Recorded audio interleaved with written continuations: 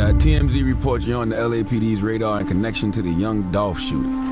Me and Home never had one argument. Sounds cool on camera, but anybody who's been around real street politics knows situations don't just pop off out of thin air. And according to a major witness, this whole thing ran way deeper. Matter of fact, the energy allegedly started from within his own circle. Who had a hit on whose head? Big Juke had a hit on Dolph head. So now, the cops are finally catching on. And in this video, I'm going to show you Yo Gotti reacting to his sentence.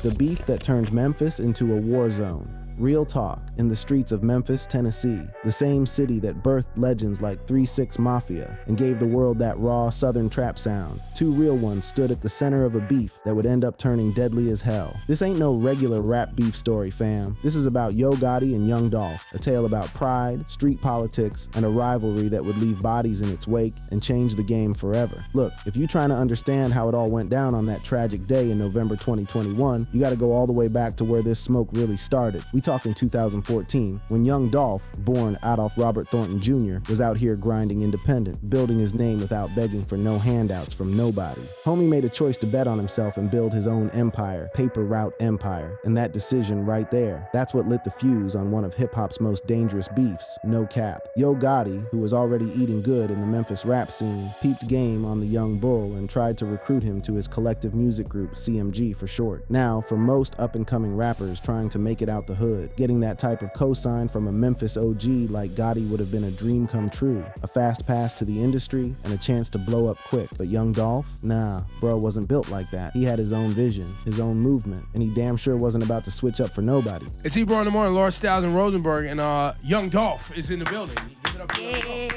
Listen, young Dolph, here's the thing. We clap for people, but your friends ain't clap. When Dolph turned down that CMG deal, telling Gotti he was good on his own bag, something shifted in the Memphis streets. According to what came out in interviews and public statements, that rejection didn't sit right with certain folks in Gotti's circle. What started as a simple business move turned into some real street shit that would eventually spiral way out of control. By February 2016, the tension was thick as hell and couldn't be ignored no more. Young Dolph dropped his debut album with the most disrespectful title he could think of, King of Memphis, a straight-up violation of Yo Gotti's self-proclaimed position as the city's rap king. That album hit number 49 on the Billboard 200, proving to everybody that Dolph didn't need CMG's machine behind him to make noise in these streets. Is that true, false, overstated? It's really overstated, you know what I'm saying? Because it's just like this, like Yo Gotti was one of the first ones, he might been the first one to come like, man, dog, let's do a paper route in CMG. But from Dolph's perspective, this whole situation was way deeper than just business moves and record deals. In an interview that would later become crucial to understanding just how deep this disrespect went, young Dolph broke down exactly what made him say hell nah to ever rocking with Yo Gotti. You know what I'm saying? Right. Like the first time I even met little dude, go in the studio. First time, he sent everybody out the studio, like, let me holler at Dolph. Like, man, you got your own everything, bro. You popping, you like, but you got the money, you got your team, you got this, you got that. You like, bro, I'm telling you, we can do this, we can do that. You ain't like Zilla. I ain't gotta hold your hand like Zilla. You ain't like Starlito. I ain't gotta hold your hand like Starlito. I ain't gotta babysit you like them. It's my first time meeting you. You gonna really sit and downplay your artist and throw your artist up on the bus to try to persuade me in to come over there? Now that right there, that's some snake shit for real. Dolph peeped how Gotti was willing to throw his own artists under the bus just to sign somebody new, talking down on Zilla and Starlito like they was nothing. That told Dolph everything he needed to know about what type of business Gotti was running and what type of loyalty, or lack of it, he could expect if he joined up. So it's like a red alert the first time I met him.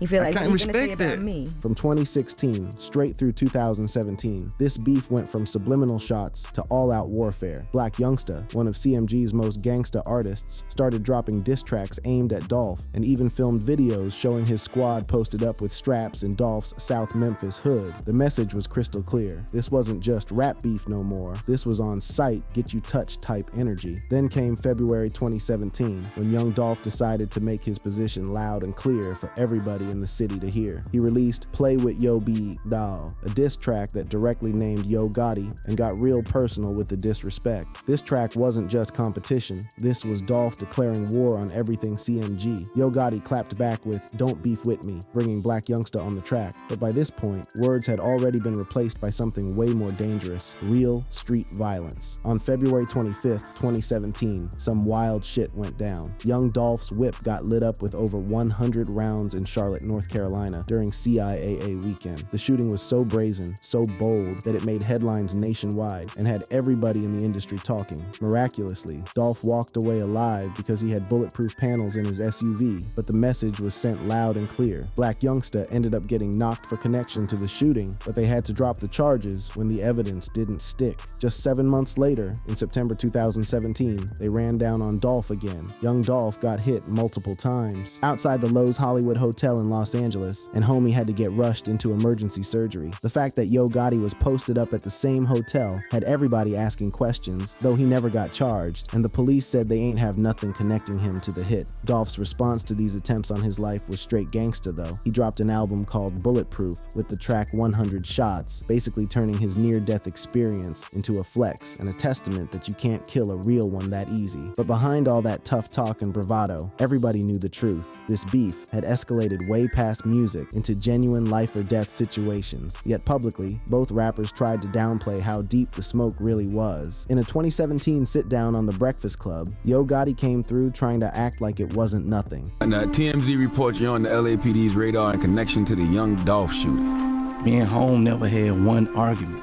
You know what I'm saying? Ever in life. We never touched each other. Ever in life. We never exchanged no money ever in life. You know what I'm saying? The facts is just, I'm the biggest rapper from Memphis.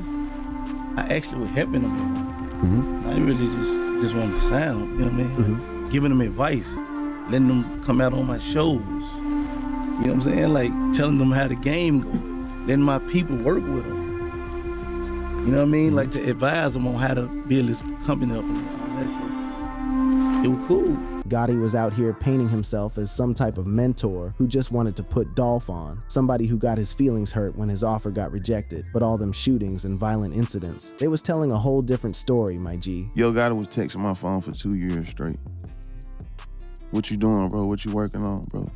Let's do this. You know what I'm saying? Like, let's do that. Like, it's cool. Despite all the public attempts to make it seem like it wasn't that serious, the relationship between these two Memphis heavy hitters stayed toxic as hell. Young Dolph kept building his independent empire, achieving crazy success without no major label machine backing him. His 2020 album, Rich Slave, peaked at number 4 on the Billboard 200, proving once again that his decision to stay independent was the right move, at least when it came to the business side of things. As time went on, an uneasy quiet settled over the Memphis streets. The pandemic in 2020 seemed to cool the beef down temporarily, with both artists focused on their music and their respective labels. CMG was eating good, with artists like Moneybagg Yo becoming household names. Paper Route Empire was flourishing too, with young Dolph's cousin Key Glock emerging as a real problem in the game. But underneath all that surface level peace, the real issues that sparked this whole beef hadn't been addressed or squashed. The question of who really ran Memphis, the personal disrespect, the violent incidents, none of that shit had been truly resolved or forgiven. It was like a powder keg in the middle of the hood, just waiting for somebody to light that match, and tragically, that match got lit on a November afternoon in 2021 that would change the whole game forever. The day the streets lost a real one. November 17th, 2021 started out like any other Wednesday in the M-Town. The sun was shining, folks was going about their business, and young Dolph had pulled up to his hometown for what should have been a blessing, a turkey giveaway for the community, some real giving back to the hood type activity. This was the type of real G shit that made the streets love Dolph, showing that even with all his success and money, he never forgot where he came from or the people who supported him from day one. Around midday, Dolph stopped at Makita's Homemade Butter Cookies, a local black-owned bakery on Airways Boulevard that he used to promote heavy on social media and hit up regularly. The spot was one of his favorite places to slide through, somewhere he could just be himself, support his people's business, and grab some sweets. It was supposed to be a safe space, a regular stop. It should have been just another day, but the surveillance cameras caught what happened next, and it was some straight horror movie type shit that would rock the entire hip-hop community and devastate Memphis to its core. A white Mercedes-Benz pulled up to the storefront. Two masked up shooters jumped out the whip, both strapped with automatic automatic weapons, and in broad daylight, right in front of a business he loved and promoted, they opened fire on young Dolph like it was nothing. The testimony that came out later in court painted a chilling picture of how them final moments went down. Cornelius Smith, one of the shooters who eventually flipped and became a state witness, broke down the whole hit in graphic detail. Was he able to say anything to y'all, or was he able to run or get away at all? I shot through the glass, so I wasn't close up on him. I was shooting through the glass. Okay. I saw him standing by the window. I just got out and started shooting. The autopsy report laid out the brutal reality in cold, hard facts. Young Dolph got hit at least 22 times. They hit him in his back, his dome, his neck, his chin, his torso, his arms, everywhere. The medical examiner documented 6 entrance wounds to his back, 3 exit wounds in his chest and stomach area, plus mad other injuries all over his body. The shots came from multiple angles, fired rapidly, in what could only be described as a straight execution-style hit. But something else got caught on that surveillance footage that was equally wild. Young Dolph's brother, Marcus Thornton, was right there at the scene. When them shots started ringing out, Marcus didn't freeze up or panic. Homie started busting back at the shooters, defending his brother like a real soldier. Dolph's brother, Marcus. Did you know that he shot back at y'all? I ain't noticed until we pulled out. There was a bullet hole in my side window. And I told Jesse, I'm like, man, I'm hit. He was like, I'm hit too.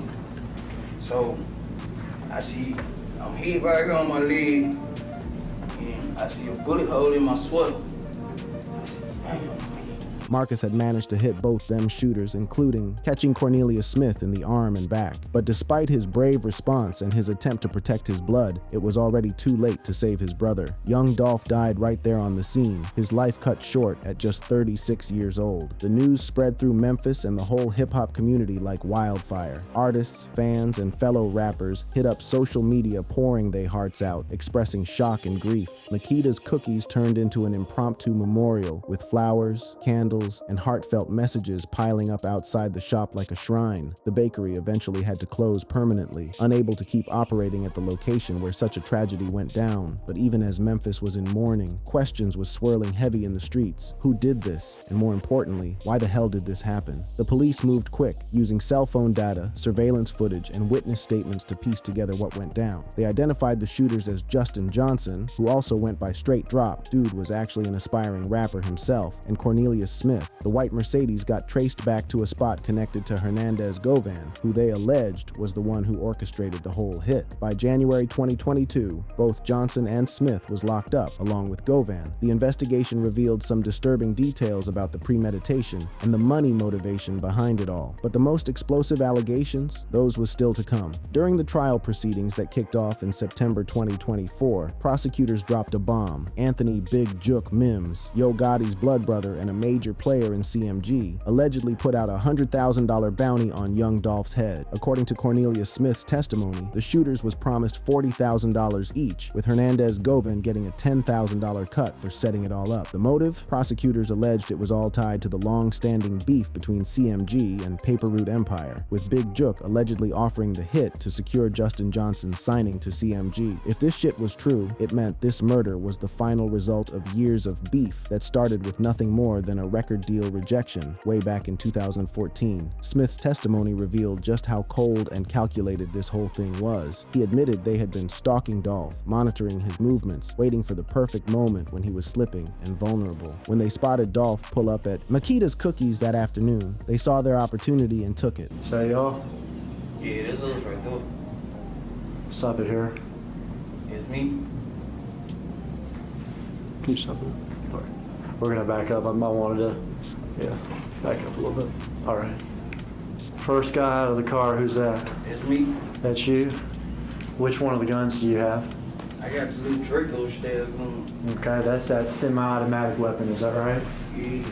Justin Johnson got found guilty of first-degree murder in September 2024 and got sentenced to life behind bars with no possibility of parole. The conviction came after a trial that exposed all the planning and execution details of the hit. Cell phone records placed Johnson near the scene before and after the murder went down. Surveillance footage from his apartment complex showed him wearing similar clothes to what the shooter had on. The evidence was overwhelming and undeniable. We, the jury, find the defendant guilty of conspiracy to commit first-degree murder as charged in count 1 of the indictment.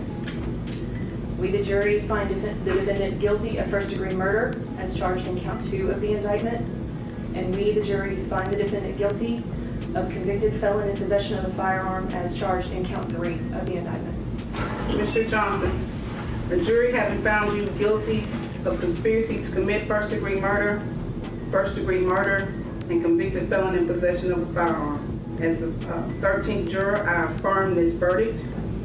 As to the first-degree murder, I sentence you to life in prison. Cornelius Smith copped a plea and agreed to testify, hoping the prosecution would show him some mercy for cooperating. His testimony provided the most detailed account of what went down that day and the alleged involvement of Big Jook in putting the hit together. But check this out. Smith only ever got $800 of that promised $40,000 before he got knocked. That's it. $800 for a murder that devastated a whole family and shook the entire nation. Hernandez Govan's trial came later, in August 2025, and ended with a shocking not guilty verdict. After just 3 hours of deliberation, the jury acquitted him on all counts related to planning and orchestrating the murder. Defense attorney Manny Aurora had successfully argued that the prosecution's case leaned too heavy on unreliable testimony and circumstantial evidence, particularly Smith's story, considering his motivations to secure a lighter sentence through his plea deal. The acquittal left mad questions unanswered, and a lot of folks in the hip-hop community feeling frustrated and cheated. If Govan didn't orchestrate the hit, then who the hell did? How high up did this conspiracy really go? And what about all them allegations involving Big Jook? Tragically, Big Jook himself would never get to answer those questions. On January 13th, 2024, just over 2 years after young Dolph got murdered, Anthony Mims was gunned down outside a restaurant in Memphis during a funeral repast for another family member. The killing was described as assassination style, with shooters pulling up on a white Ford Explorer and letting loose. Big Jook's final Instagram post had been eerily prophetic, reading, "They don't want to face you, they want to snake you. Stay alert too, stay alive, watch your back at all times." To this day, nobody's been charged in Big Jook's murder, though plenty of folks in the streets speculate it was straight retaliation for young Dolph's death. The cycle of violence that started with beef between two rappers had claimed yet another life, and it seemed like this shit wasn't never gonna end. Gotti's silence and the street's verdict. In the aftermath of young Dolph's murder and all them revelations about his brother's alleged involvement in the hit, Yo Gotti found himself in one hell of a fucked up position. The same dude who had been named in connection with them 2017 shootings but never got charged, who publicly swore up and down he had no real beef with Dolph, was now facing serious questions about whether his own blood brother had put out the order that ended in murder. And yet, Yo Gotti's response to all this has been notable primarily for what it ain't included: any real public statement about young Dolph's death or the allegations involving Big Jook. CMG, when reporters tried to get a statement during the trial proceedings, declined to comment. Yo Gotti himself has maintained straight radio silence on social media about the murder, the trial, or his brother's alleged role in setting the whole thing up. The same dude who had spent years defending himself against accusations of involvement in attacks on Dolph seemed to have absolutely nothing to say now that the accusations hit way closer to home than ever before. This silence is mad striking when you compare it to Yo Gotti's previous statements about young Dolph and their relationship. Remember that 2017 Breakfast Club interview where he insisted they never had no real problems? And then he just took a left turn somewhere. See, this why this beef shit corny. You supposed to get tunnel vision, get yours, and get the hell out the way. Dolph said it was beef. He just said it won't. Y'all think telling the truth, because we did lose a real one in the process. But there's another figure in this whole story whose reaction, or lack of one, has also raised eyebrows in the streets. While there ain't no verified video footage of Yo Gotti's brother Big Jook directly addressing young Dolph's death, social media footage circulated showing somebody identified as Big Jook making some wild, provocative statements on Instagram Live. But when this shit break back over, I want 10% of what you make, nigga. I'm saving you in a crucial time, so don't think I'm trying to get over on you.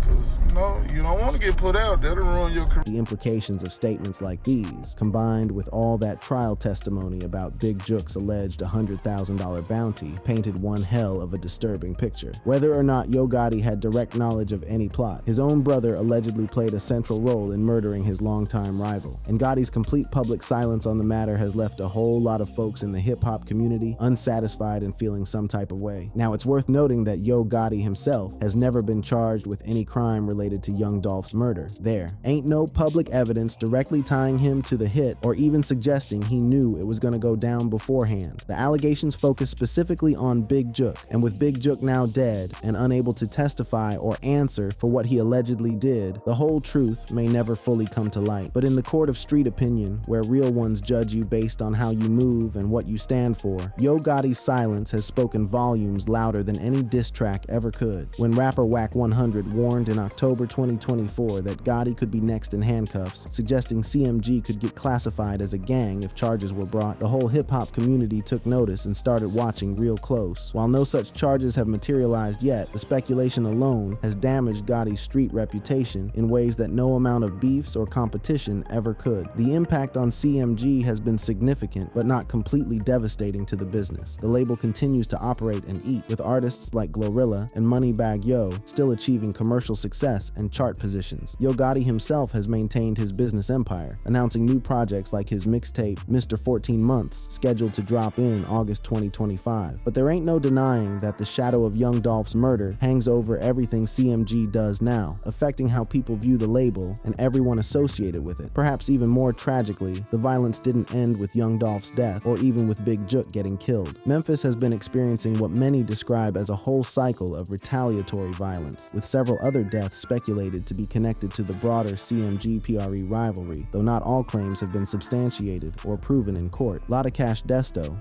Hernandez Govan's daughter, got shot and killed in September 2022. Joshua Taylor, known in the streets as CEO Tezzy and listed as a person of interest in the Dolph case, was found dead in June 2023. The brother of Black Youngsta was killed at a gas station in August 2023. Each death added another layer of tragedy to an already devastating situation, proving that this beef had consequences that reached far beyond just the original two artists involved. The hip-hop community has watched all this unfold with a mixture of sadness, frustration, and anger. Young Dolph's cousin and protege, Key Glock, has continued to hold down and honor Dolph's legacy through Paper Route Empire, releasing music and maintaining that independent, self-made spirit that Dolph championed until his last breath. Key Glock has spoken publicly about his commitment to keeping Dolph's name and brand alive in the streets and in the game, even as he navigates his own grief and the complexities of the Memphis rap scene in the aftermath. In March 2022, Key Glock released a tribute album, Long Live Young Dolph, featuring the single Proud, which became his first entry on the Billboard Hot 100. The song was both a celebration of Dolph's legacy and a raw, unfiltered expression of the pain his death had caused to everyone who knew and loved him. It was the kind of heartfelt, genuine tribute that Yo Gotti never publicly offered, and the streets noticed that difference. Young Dolph's family has also worked tirelessly to preserve his memory through philanthropy and community outreach.